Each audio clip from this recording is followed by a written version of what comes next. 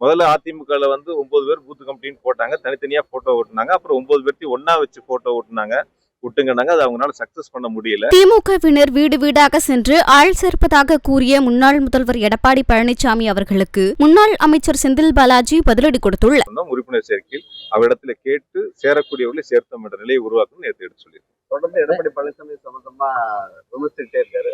என்னன்னு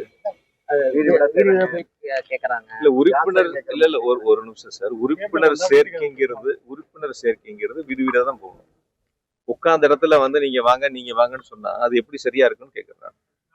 இப்ப உங்களுடன் ஸ்டாலின் திட்டம் 10,000 முகாம்கள் தமிழ்நாடு முழுக்க நடக்குது. நம்ம மாவட்டத்துல 179 முகாம்கள் நடக்குது.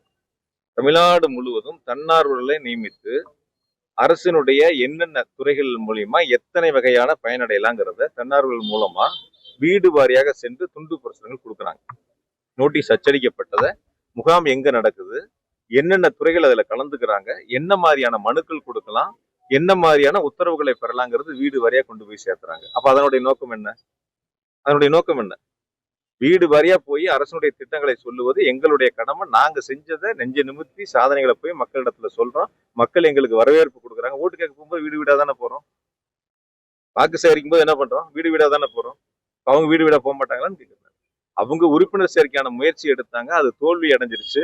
பூத்து கமிட்டி அமைப்பதற்கான முயற்சி எடுத்தாங்க, அதுவும் தோல்வி அடைஞ்சிருச்சு.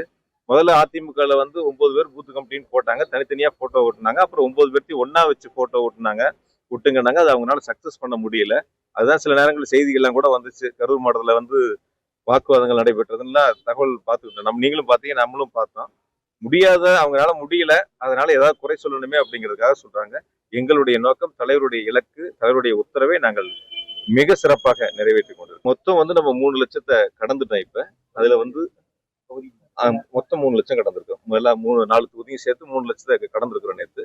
அதுல வந்து 40 விழுக்காடு பழைய உறுப்பினர்கள், 60 விழுக்காடு புதிய உறுப்பினர்கள் நேற்று சேர்க்கப்பட்டிருக்கு. மீதம் இருக்கிறது பழைய உறுப்பினர்கள் வீடுகளுக்கும் போறாங்க, புதிய உறுப்பினர்கள் வீடுகளுக்கும் போறாங்க. நல்ல உறுப்பினர் சேர்க்கையை பொறுத்த வரைக்கும் யாரும் எதை பத்தியும் கருத்து, அவங்களுக்கு அவ்வளவு பயமா. வீடு வரையா போறாங்க, அதுக்கு ஒரு விமர்சனம், செய்திகள் என்னங்கிறத சொல்றதுக்கு, போற இடங்கள்ல அவங்க செஞ்ச சாதனைகளை சொல்லி கேட்கறதுக்கு அவங்களுக்கு தைரியம் இல்லை.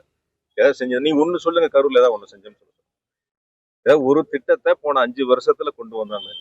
சிலதெல்லாம் சொல்லுவாங்க, அதெல்லாம் நான் இருக்கும்போது செஞ்சது, நான் கேட்டு வாங்கி செஞ்சது. இன்னும் சொல்ல, நான் பெத்த பிள்ளைக்கு இன்னொருத்தன் பேர் வைக்கிற மாதிரி. அதானே உண்மை. யாரோ பெத்த பிள்ளைக்கு எவனோ பேர் வைக்கணும்னு நினைக்கிறது சரியா இருக்குமான்னு கேட்கிறேன்.